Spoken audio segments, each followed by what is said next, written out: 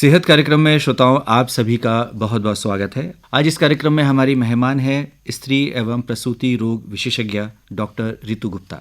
Doctor Ritu, कार्यक्रम में बहुत बहुत स्वागत है आपका। नमस्कार भारती जी, आपने मुझे बुलाया, इसके लिए मैं आपके लिए धन्यवाद करती हूँ। डॉक्टर रितु गुप्ता, मातृत्व अपने आप में ईश्वर का एक वरदान है। किसी भी स्त्री के लिए माँ बनना एक बहुत बड़ी और सुखद घटना है। आप क्या मानती हैं एक डॉक्टर होने के नाते? बिल्कुल आप सही कह रहे हैं। माँ बनना अपने आप में एक बहुत सुखद एहसास भी है और एक बहुत जिम्मेदारी वाला विषय भी है, जिसके लिए मैं मानती हूँ कि महिलाओं को जागरूक होना चाहिए। अब पहला प्रश्न ये है कि गर्भावस्था का पता कैसे चले?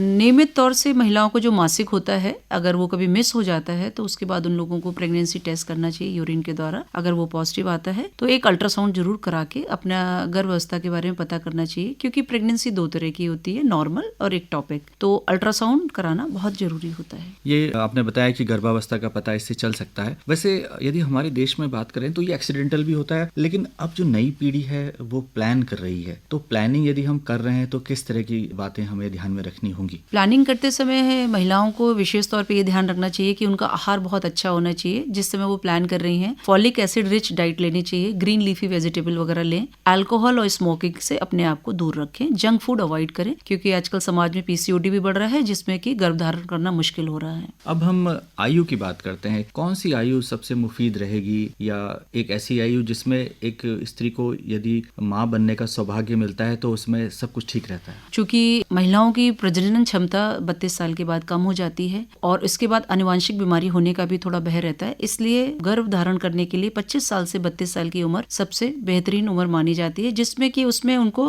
अच्छी तरह से स्वस्थ बच्चा मिल सकता है। अब बात करते हैं, क्योंकि हमारा ग्रामीण क्षेत्र जो है वहाँ पर मोर्टेलिटी रेट हम कहें वो ज्यादा रहता है। हालांकि आजकल सरकार ने बहुत सारी सुविधाएं की हैं, लेकिन एक गर्भवती महिला को अपना पंजीकरण कब कराना चाहिए? जैसे ही उनको गर्भावस्था का पता चलता है, उसके बाद उनको डॉक्टर के पास जाके या नियरेस्ट स्वास्थ्य केंद्र में जाके अपना पंजीकरण कराना चाहिए। ब्लड प्रेशर, वजन और कुछ ऐसे टेस्ट होते हैं, उनका अगर हमें समय से पता चल जाए, शुगर का और एनीमिया हमारे देश में बहुत कॉमन है, खून की कमी, तो उसके लिए वो एहतियात रख सकती हैं। उसी के हिसाब से वो डाइट ले सकती हैं और दवाइयाँ भी ले सकती हैं। तो पंजीकरण जल्दी से जल्दी जाके कराना चाहिए। गर्भवती महिला के लिए कौन कौन से टीके आवश्यक हैं? हमारे देश में गर्भवती महिलाओं को टिटनेस का टीका बहुत जरूरी है, क्योंकि बहुत घातक बीमारी है ये, और ये फर्स्ट तिमाही, जिसको कि हम तीसरा महीना कहते हैं, उसमें लग जाना चाहिए, और दूसरा टीका चौथे महीने पे उनको लगवा लेना चाहिए। गर्भावस्था के दौरान चूंकि महिलाएं घर की धुरी होती हैं, पूरे परिवार का ध्यान रखती हैं, लेकिन अपना ध्यान नहीं रख पाती, तो क्या कहना चाहेंगे कि खान पान किस तरह का रखना चाहिए? गर्भावस्था के दौरान महिलाओं के स्वास्थ्य को ध्यान में रखते हुए और जो उनके गर्भ में बच्चा पल रहा है उसके मानसिक और शारीरिक विकास के लिए महिलाओं को प्रोटीन ज्यादा लेना चाहिए, जो कि हमें नॉर्मली दूध, दही और पके हुए अंडों में मिलता है। अगर कोई शाकाहारी है तो वो दालों का इस्तेमाल ज्यादा करे। आयरन रिच डाइट ले। आयरन रिच डाइट में आप चीनी की जगह गुड़ का इस्तेमाल करें। मोटे अनाज का सेवन करें, रागी, बाजरा। इसके अलावा कैल्शियम हमें मिलता है मिल्क में, डेयरी प्रोडक्ट में। इसके अलावा आप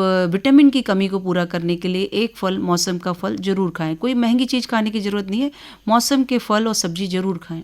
हम यदि गर्भावस्था की बात करते हैं तो दवाइयों का जो सेवन है, ऐसा कहा जाता है कि बहुत ज़रूरी होने पे और केवल डॉक्टर की सलाह पर ही किया जाना चाहिए। तो ऐसी कौन सी दवाएं जो हानिकारक हो सकती हैं, नुकसान पहुंचा सकती हैं गर्भस्थ शिशु को? गर्भावस्था के दौरान सभी महिलाओं को बिना डॉक्टर की अनुमति के, बिना डॉक्टर की परमिशन की कोई भी दवाई नहीं लेनी चाहिए, और गर्भ धारण करने के तुरंत बाद या उसके पहले ही 3 महीने पहले से हमें फॉलिक एसिड का सेवन स्टार्ट कर देना चाहिए। आयरन रिच डाइट लेनी चाहिए और आयरन की गोलियां खानी चाहिए। इसके अलावा सिडेटिव हैं या एंटी एपिलेप्टिक है, कुछ मेडिसिन ऐसी होती हैं जिनके डॉक्टरों की सलाह के बिना नहीं लेना चाहिए, जिसपे उस बच्चे पे असर पड़ता है। आराम कब करना चाहिए और नींद कितनी जरूरी है? गर्भावस्था में बेड रेस्ट की जरूरत नहीं होती है, लेकिन हाँ, आराम का, नींद का विशेष ध्यान रखें। प्रतिदिन 6 से 7 घंटे की साउंड स्लीप होनी चाहिए, नींद अच्छी होनी चाहिए, और दिन में भोजन के बाद जरूर विश्राम करें, आधी घंटे मिनिमम, जिससे क्या होता है कि रक्त का संचार अच्छा होता है और बच्चे का मानसिक विकास अच्छा होता है। करवट करके ही लेटें उस समय। डॉक्टर रितु, गर्भावस्था में सामान्यतः वजन बढ़ता है, तो कितना वजन बढ़ता है थोड़ा बताएं, और क्या इसमें अधिक मोटापा नुकसानदेह हो सकता है? गर्भावस्था के 9 महीने के दौरान सामान्यतः 9 से 10 किलो का वजन गेन होता है, और एक्सेसिव वेट गेन भी नुकसानदायक रहता है। शुरुआत के फर्स्ट 3 महीनों में करीब 2 किलो का वजन बढ़ता है, उसके बाद धीरे सेकेंड ट्राइमेस्टर और लास्ट वाले महीनों में ज्यादा वजन बढ़ता है। लेकिन किसी को अगर 4-5 किलो एकदम से बढ़ रहा है, एक ही हफ्ते में बढ़ रहा है, तो उसके लिए उनको अलर्ट रहना चाहिए। कई बार बीपी की वजह से ऐसी शिकायत हो सकती है। सामान्य तौर पर किस तरह के शारीरिक बदलाव गर्भावस्था के दौरान देखने को मिलते हैं और किस प्रकार हमें सचेत रहना चाहिए? किन शारीरिक बदलावों के प्रति सचेत होना चाहिए? हर महिला को गर्भावस्था के दौरान कुछ अलार्मिंग सिम्टम के बारे में अगर जानकारी होगी तो वो अपना भी ध्यान रख पाएंगे, अपने शिशु का भी रख पाएंगे। जैसे अगर उनके वेजाइना से ब्लड आ रहा है या फिर उनको चक्कर आ रहे हैं, धुंधला दिख रहा है, वजन एक्सेसिव बढ़ रहा है, हाथ पैरों में सूजन हो रही है, फेस पे सूजन हो रही है और उनको ऐसा लग रहा है कि घबराहट हो रही है, सांस फूल रही है, तो उसके प्रति सचेत रहें। देश में बहुत ऐसी योजनाएं चल रही हैं जो केवल महिलाओं के लिए है। बेटी बचाओ बेटी पढ़ाओ का नारा प्रधानमंत्री जी ने दिया है और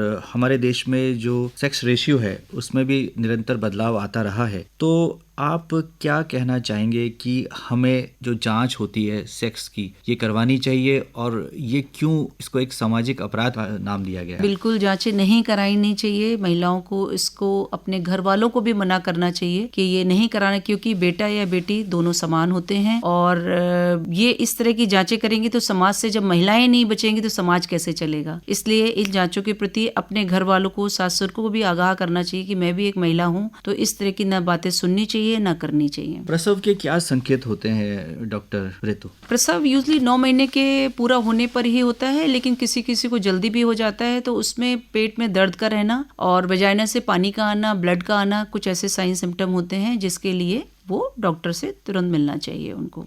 डॉक्टर ऋतु, हमारे देश में आदिकाल से हम संस्कारों की बात करते हैं, तो गर्भ के भी संस्कार होते हैं? जी बिल्कुल सही कहा आपने। आजकल के समय में गर्भ संस्कार का बहुत ज्यादा रोल है। पहले के समय में जब हमारे बुजुर्ग हमारे साथ रहा करते थे तो वो अपने आप ही स्वतः ही हम लोगों को गर्भ संस्कार के बारे में पता चलता था। आजकल न्यूक्लियर फैमिली है, महिलाओं को इसके बारे में कम जानकारी, वर्किंग लेडीज हैं। मानसिक, बौद्धिक और आध्यात्मिक रूप से अपने को बैलेंस रखने को ही गर्भ संस्कार कहते हैं। गर्भावस्था के दौरान वो क्या अच्छा सुने, पॉजिटिव थिंकिंग रखे, धार्मिक साहित्य पढ़ें और कुछ मोटिवेशनल कहानियां अगर पढ़ेंगे तो गर्भस्थ शिशु को बहुत अच्छा लगेगा और उसका विकास बहुत अच्छा होगा। यदि हम व्यायाम की बात करें तो कौन से ऐसे व्यायाम है जो एक गर्भवती महिला कर सकती है? गर्भवती महिला को नॉर्मली ब्रीदिंग एक्सरसाइजेस, श्वास की गति पर नियंत्रण रखना चाहिए, योगा डेली करना चाहिए, जिससे उनके शरीर लचीला बना रहेगा और नॉर्मल डिलीवरी के प्रति उनका योगदान रहेगा। इसके अलावा डेली वॉक करनी चाहिए और गर्भावस्था को एक मस्त रूप से धारण करना चाहिए। और समाज में चूंकि बच्चे का जन्म एक बहुत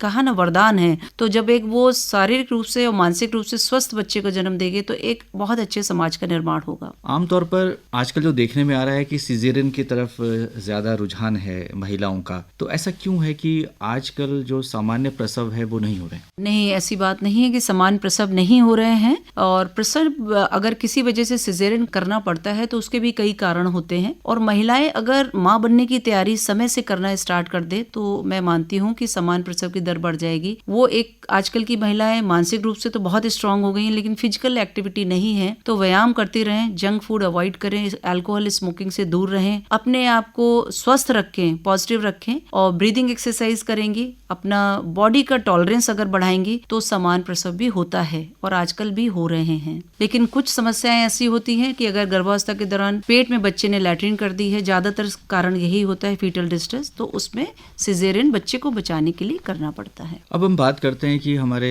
जो ग्रामीण क्षेत्र हैं वहाँ पर घरों में भी प्रसव हो जाते हैं, तो संस्थागत प्रसव क्यों जरूरी है? इंस्टीट्यूशनल डिलीवरी या हॉस्पिटल की डिलीवरी एक तरह से जो महिलाएं अगर अपना चेकअप करा लेती हैं, वो स्वस्थ हैं, हीमोग्लोबिन ठीक है, उनका आयरन की कमी नहीं है, बीपी ठीक चल रहा है, तो ऐसा नहीं है कि घर में डिलीवरी नहीं हो सकती। अगर दाई ट्रेंड है तो वो करा सकते हैं। लेकिन अगर कोई हाई रिस्क फैक्टर है, डायबिटीज है, बीपी है या शरीर में खून की कमी है, तो ऐसे पेशेंट को इंस्टीट्यूशनल डिलीवरी ही करानी चाहिए माँ की जान बचाने के लिए। डॉक्टर ऋतु, आप इनफर्टिलिटी एक्सपर्ट भी हैं, तो दुर्भाग्य से कुछ दंपति उनके बच्चे नहीं होते हैं तो वो निराश हो जाते हैं और वो कई तरह के अंधविश्वासों में और इस तरह की कुप्रथाओं में उलझ जाते हैं, तो उनसे क्या कहना चाहेंगे? नहीं, मैं ये कहना चाहूंगी कि जिनके बच्चे नहीं हो रहे हैं, थोड़ा सा कई बार समय लग जाता है, उनको धैर्य रखना चाहिए। अंधविश्वास और इधर उधर के इलाज में ना पड़ के उनको डॉक्टरों के द्वारा अपना चेकअप समय पे कराना चाहिए और इस चीज का इलाज समय पे अगर शुरू कर कर देते हैं तो इसमें सफलता भी मिलती है, उनको निराश होने की आवश्यकता नहीं है बिल्कुल। जी, अंत में हमारे श्रोताओं से क्या कहना चाहेंगे कि जो गर्भावस्था है